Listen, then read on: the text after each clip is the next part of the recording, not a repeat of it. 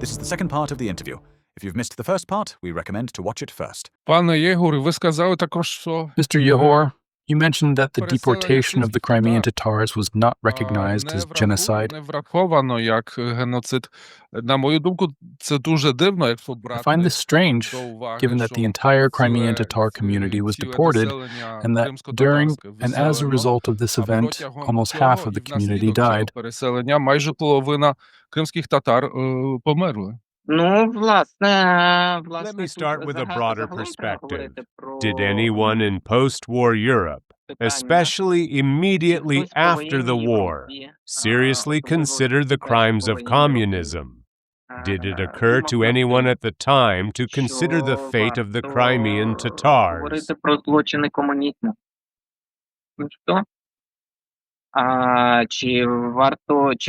Let me give you an example. I am familiar with some documents, reports and dispatches from the 1950s written by the Israeli ambassador in Moscow. In them, he describes the anti-Semitic campaigns of the USSR, the so-called fight against cosmopolitanism, and assesses the situation of Soviet Jews. In his assessments, he emphasizes that the situation of Jews is dire, anti-Semitism is commonplace, and the life of Jews in the USSR is very dangerous. But these reports also state that, despite everything, it is better than in the case of the Crimean Tatars. In other words, he believed that the fate of the Tatars was even worse. The whole story of the deportation of the Tatars was known to diplomats. They knew about it, but remained silent.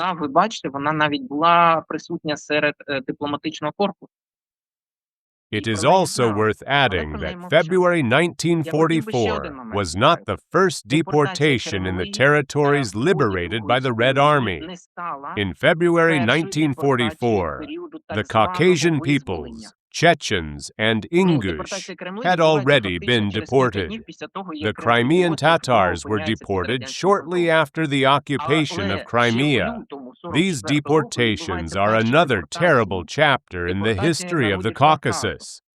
After Stalin's death, during the thaw, about 20 years later, the inhabitants of the Caucasus were given the right to return to their homeland, although they still encountered conflicts because other people were already living there.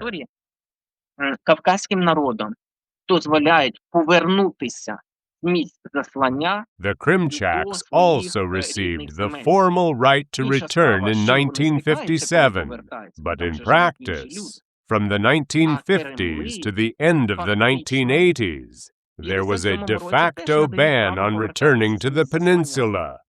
Some of them settled in cities in southern Ukraine, hence the large diaspora in Melitopol. І головне питання, яке піднімається в кінці 60-х, 70-ті, 80-ті роки. When the struggle for return continued in the 1970s and 1980s, led by General Pyotr Hryhorenko and Mustafa Dzhemilev, among others, there were no results for a long time. It was not until the end of the 1980s that real permission to return was granted. Although, even then, tricks and restrictions were used. Злочини комуністичного режиму. До речі, так само, як... This refers to the Holodomor, Great Famine of 1932 to 1933, and other Soviet crimes of the 1930s. Incidentally, let us mention one more, Katyn. I am talking about the murder by the Soviet regime of the Polish military and civil service elite who found themselves in Soviet captivity. For many years, until the end of the 1980s, this topic was taboo in the USSR. In Poland, of course, people knew about it, but Katyn was not discussed publicly. It was only later that debate was allowed. I would also like to ask you about the Katyn Massacre. How do you assess it? Our prosecutors have classified it as genocide. But when we look at all the examples discussed, don't we see a certain pattern? The world agrees on only one clear case of genocide, the Holocaust. All other cases become, in fact, a political issue. Whoever has power and political alliances decides whether we call something genocide or not. We understand that Russia does not want to recognize the Holodomor as genocide, nor does it want to recognize the deportation of Crimean Tatars or the Katyn Massacre. It simply does not recognize these crimes as genocide, and therefore, in the international assessment, they do not exist in this category. Either we must demand this, as Ukraine has been doing for many years, politically lobbying for the Holodomor and the deportation of the Crimean Tatars to be recognized as genocide. By the way, I would like to remind you that Poland has recognized both of these acts as genocide at the parliamentary level, which is also proof that political factors, not legal ones, play a role here. I agree with you. For example, Turkey does not recognize the Armenian genocide of 100 years ago, even though most of the world does. The criminal law of several Western countries, e.g., France and Germany, provides for penalties for denying this genocide. This shows that these countries have recognized it and are prepared to punish attacks on established facts. Тобто існує відповідальність за заперечення цього геноциду. А отже, це показує, Yes, the political factor plays a huge role. It is also worth noting that we have reached a certain consensus on the history of World War II. There is a widespread belief that Nazi Germany was the main cause of its outbreak. This is a firm agreement because Germany attacked in 1939 and started the war. І одночасно для держави був прийнятий загальний консенсус. But there is also the issue of the USSR. The Western world has reached a kind of compromise that it was also an aggressor, the Ribbentrop-Molotov Pact.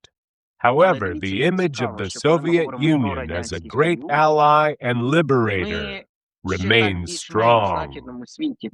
If it weren't for the fact that the USSR ultimately won and was part of the anti-Hitler coalition, would the international community have the courage to judge that this country committed cruel crimes, including those that could be considered genocide, during the war, especially when it comes to crimes committed on Soviet territory?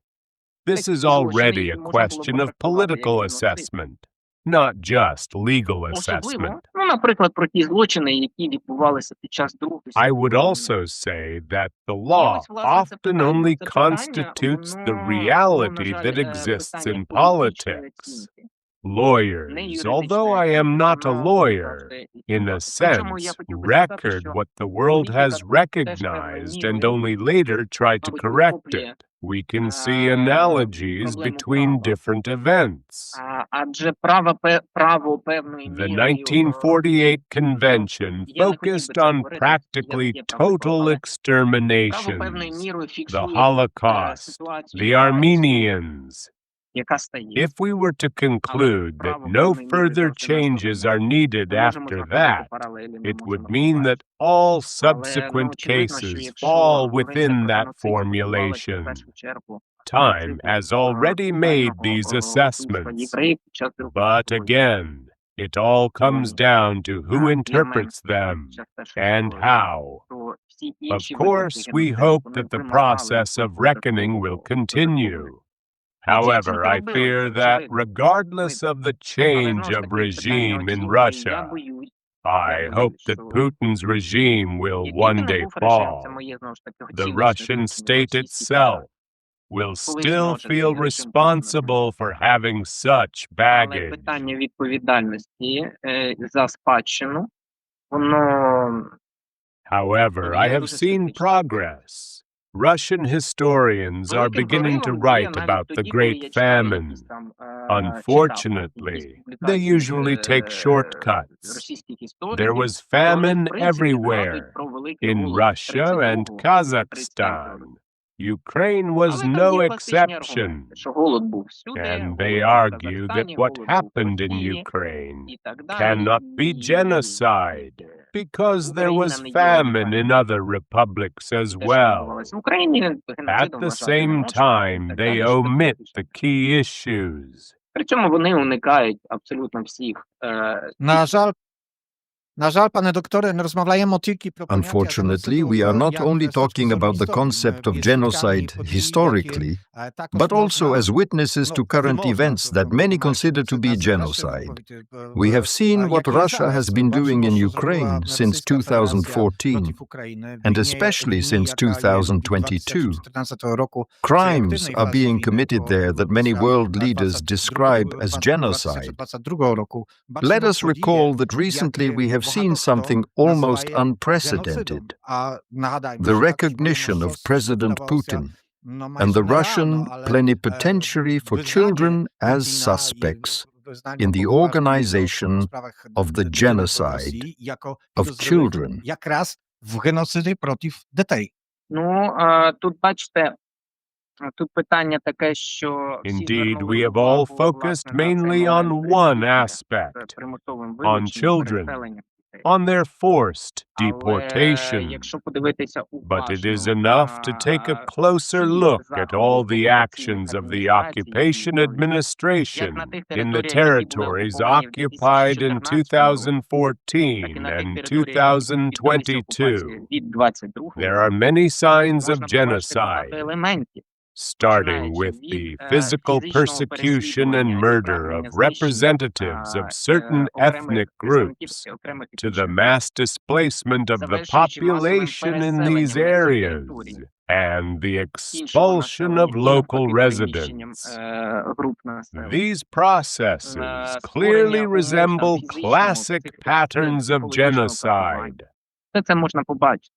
Причому я хотів би звернути вашу увагу, я мав I also had personal досвід experiences related to Bucha, Буча, Irpin, Ірпінь, and Yagodne Ірпінь. in the Chernihiv region. Ягідне, These are значить, just a few of the many places where Russian occupiers committed enormous crimes. тих I сумнозвісних, am horrified to think about what the truth will reveal де були, after the величезні, deoccupation, which I hope злочини will happen окупаційного soon, режиму. especially in І regions я such as жахом, Kherson. думаю про те, It will що probably be правда, terrifyingly яка difficult to відкриється після деокупації, comprehend. я сподіваюся, що вона буде. На тій самій Херсонщині, наприклад, вона вжахне суспільство. It is also worth noting one Правда more того, що thing. там відбувалося, We are що talking відбувається. about territories that have been Причому я хотів би occupied звернути for вашу many увагу, що це months, ті some for території, years. на яких я там, For наприклад, жив. example, part of the Територія Kherson правобережної region Херсонщини, has been яка occupied за since великим рахунком October. окупації That is перебувала more than half a ну, year. більше жовтня беремо And 10, ну, Crimea and part of Donbass have been occupied since а що відбувається на цих теренах, 2014. які In тут such бачать вже conditions, багато років. it is difficult to investigate what is really going on. На що хотів би звернути увагу? Ви зверніть увагу, що до моменту вилучення Returning to the children, до however, моменту, it в should тому be числі noted that it was only the якогось, mass зловісного deportations диявольської of презентації children Росією and цього Putin's А symbolic чого це donation світить? that aroused greater interest from the international community. Previously, any signals about possible elements of genocide in Ukraine were met with caution. They were often treated as exaggeration or manipulation, no matter how cynical they sounded.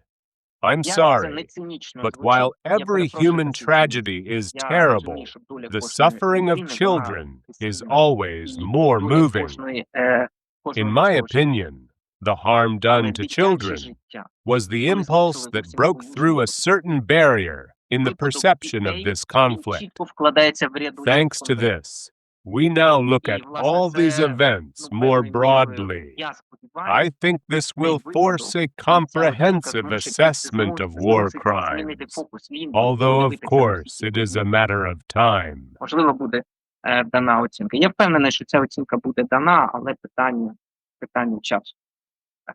На превеликий жаль, пане Unfortunately, Mr. Єгоре, Yehor, you mentioned that the world is skeptical about calling it genocide. Це геноцидом, але насправді це відбувалося майже від початку Meanwhile, these actions have been going on since the beginning of the full-scale war. These are not random murders, but planned crimes against the Ukrainian nation.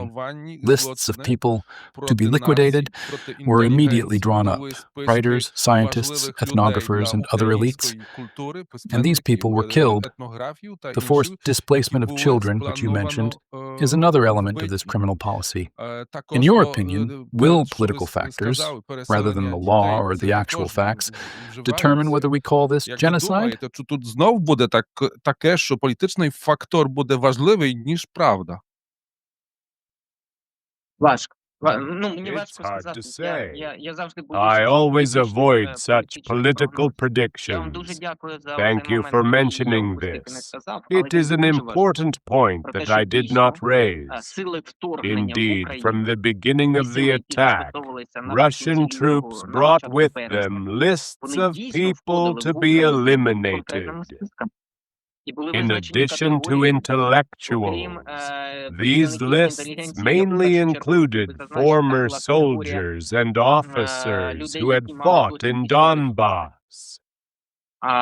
так звані учасники I would АТО, also які like to працювали highlight атошниками. another Але ще category, зверніть, будь ласка, увагу, clergy. це For the священнослужителі Kremlin, the issue of для religion Росії, is the для basis злочинного of the російського Ruski режиму Mir питання релігії ideology. є засадничо There важливим. have been reports of І є murders of представники тих clergy of конфесій, які virtually all вважаються небезпечними denominations для that were ідеології considered a руського миру, threat. також страждали For і example, на Київщині, in the і на occupied поодиноких випадків territories, вбивства clergy of the священнослужителів православної церкви independent України. Ukrainian Orthodox Church Бо were православна murdered церква України в даному because the випадку Russians сприймається ворогом perceived як this одна з church таких as a елементів symbol of ідентичності. Ukrainian Чи є identity. такі, чи не є, інша справа, але це Whether there are complete Я- documents я on дуже these сподіваюся, cases is що, another знову matter. ж таки, висновки But будуть these зроблені. events Причому did йдеться take не place. про світове так зване, Nevertheless, якщо можна I назвати hope that світове. the appropriate conclusions will be Але drawn, зараз, власне, both by the дуже важко international давати прогнози. community Зараз дивіться and by відгуки individual якогось countries. там дива, For now, however, it is кардинальних difficult змін to у predict. зв'язку з We are all waiting for some groundbreaking свої decisions, повноваження such as нового policy президента Сполучених changes Штатів after the Америки. inauguration of the new U.S. president. Далі. But as always, Але, any agreement will be a будь-які compromise. домовленості, We have to хоча я take дуже this into скептичний, account, будуть вони although чинені. I hope that at least Завжди one of питання the компромісу. so-called red lines, the Тут, issue власне, of питання, чи accountability оця for оцінка того, crimes, що, will було not be вчинено російським crossed in the окупаційним name режимом, of чи воно не compromise. стане частиною компромісу. Я сподіваюся, що ні. We are currently witnessing a serious crisis in the international justice system. We have seen the recent ruling of the International Court of Justice in The Hague, which we mentioned earlier. Meanwhile, it turned out that it also applies to the charges against Israeli Prime Minister Benjamin Netanyahu. We are seeing a completely different reaction from the international community, especially the US, than in the case of Russia. I can already imagine Putin saying, "Why can Netanyahu go unpunished, but I am to be condemned?" Ну, я хотів би звернути I вашу would like to увагу, point що out питання that з the Путіним issue of і the Kremlin's невиконання failure to даного comply with певних речей, воно international було ще й раніше. decisions has arisen І before. найприкріша I find історія it для particularly мене, як для distressing громадянина to see that України, instead of condemning це, aggression, наприклад, UN представники representatives Організації sometimes Об'єднаних Націй participate in на events форумах organized in виконання. Russia. e.g., conferences in Kazan or other places. How is this possible? An organization that should prevent such crimes legitimizes Putin's regime by its participation. It is scandalous. І тим самим легітимізує цей режим, який чинять. Of course, we are talking about a crisis in international law. The Russian state is violating it with impunity, and the international community is currently unable to force it to comply. It is quite possible that lawyers will face a great challenge in the future. We would hope that they will not have to bear a burden comparable to that of Lenkin and Lauterpacht, over 6 million victims of Soviet camps. But perhaps the Ukrainian case will prompt the legal system to change. Але можливо, український випадок він змусить і ту зміну в міжнародному праві. Я I сподіваюся, also live with great hope, like most Ukrainians around me, that we will live to see the day when Russia's leaders and all those responsible for this war will be personally punished for their actions. війни вони будуть притягнуті до відповідальності. You mentioned the Holocaust again. However, I still have in mind some moving words spoken in the Bundestag by Roman Schwarzman, a Ukrainian citizen, a Ukrainian Jewish former ghetto prisoner, who is 80 years old and survived the Holocaust, so he understands the current threat perfectly well. He said something that should reach the consciousness of the whole world. Hitler tried to kill me then because I was a Jew. Now Putin is trying to kill me because I am Ukrainian. For me, this sentence, this juxtaposition of these two genocides, shows that there was one genocide, and today we are also seeing such a genocide against the Ukrainian nation. Jako genocyd przeciw ukraińskiej nacji. Так, але Yes, but it is worth remembering that Roman Schwarzman, as a prisoner of the Bershad ghetto, was lucky enough to survive the occupation, and what is more, to survive it alongside people who shared his views. Roman Schwarzman was one of the people who stood at the origins of the creation of the Holocaust Museum in Odessa, but it is worth remembering that Roman Schwarzman also remembers other moments very well. The moment from which, from around 1944, it was inappropriate to talk about the Holocaust in the Soviet Union. What is more, this memory did not give him peace.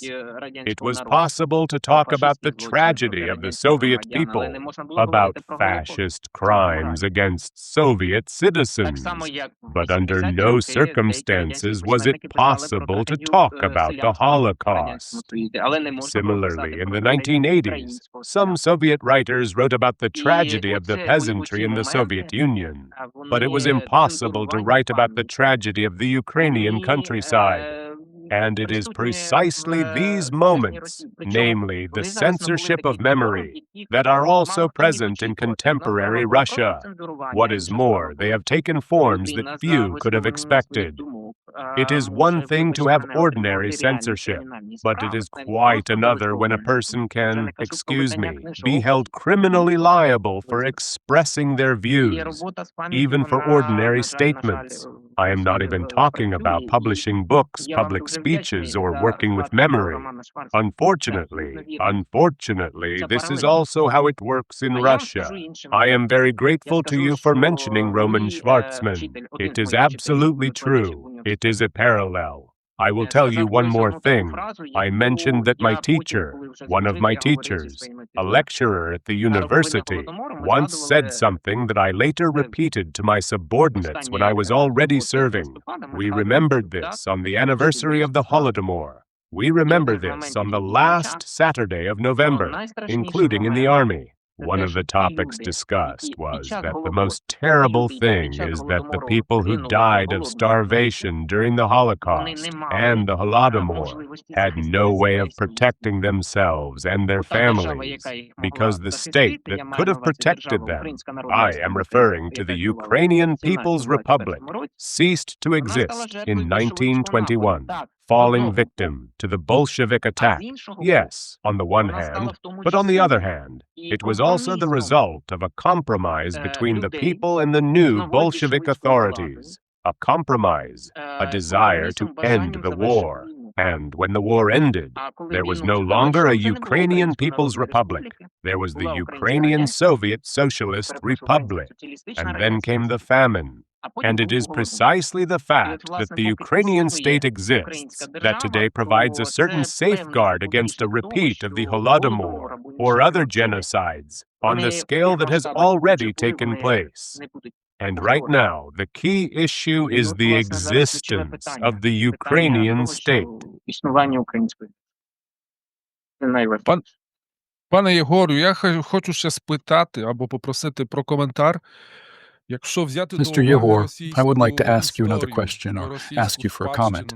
If we consider the history of Russia, the legacy of Russia, in my opinion, genocide, and the fact that Russia did such things, even when the term did not yet exist, and there are many examples of this, and we know that in Russia, the Russian Orthodox Church is very strongly linked to the state. I don't know if you've heard that they want to declare Alexander Suvorov, who killed 20,000 civilians in Warsaw, that is, in Praga. That's what we call that part of Warsaw. He also massacred the population of Izmail, which is now in the Odessa region, and now Russia wants to declare him a saint of the Orthodox Church. Well, that's terrible. First of all, what this person did was genocide, wasn't it? Well, it is genocide, or is it not genocide? We can argue about that here, but he did something very similar to genocide. And he is to become a saint of the Orthodox Church, a church that is very closely linked to the Russian state. I don't think this is a coincidence. Православної церкви, яка дуже пов'язана з державою, я думаю, що це не випадково. There is nothing new about this at all. After all, they have Saint Alexander Nevsky. What about Alexander Suvorov? Well, I started learning, that is, I went to school in 1991, when Ukraine was already independent, but, well, I came across books about Alexander Suvorov, and Alexander Suvorov always had two images. He had only one negative element. We were told about Suvorov, about how he allegedly, this is how it was presented in Soviet times, took part in suppressing Yemelyan Pugachev's uprising, was the leader of an expedition somewhere in the Urals, and so on. There is no mention of the fact that the Russian army under Suvorov's command suppressed the Polish uprising during the Russo-Turkish War. And unfortunately,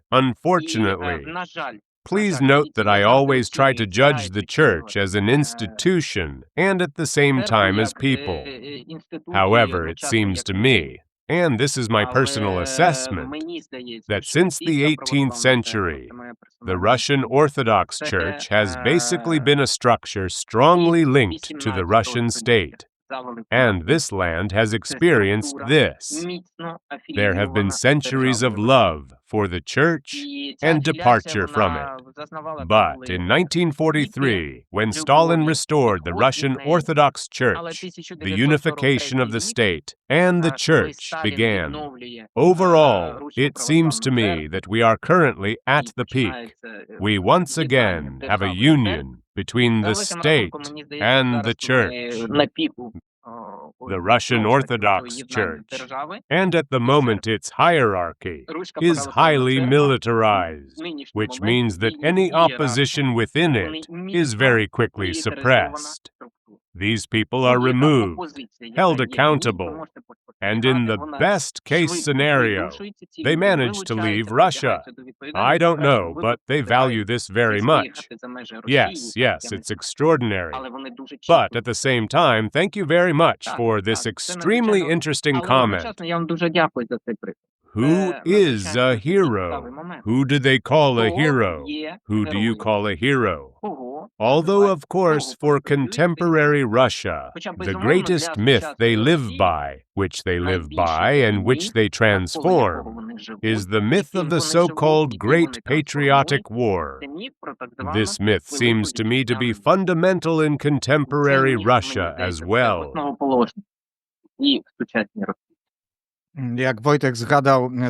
Finally, I would like to mention one thing I saw in the field.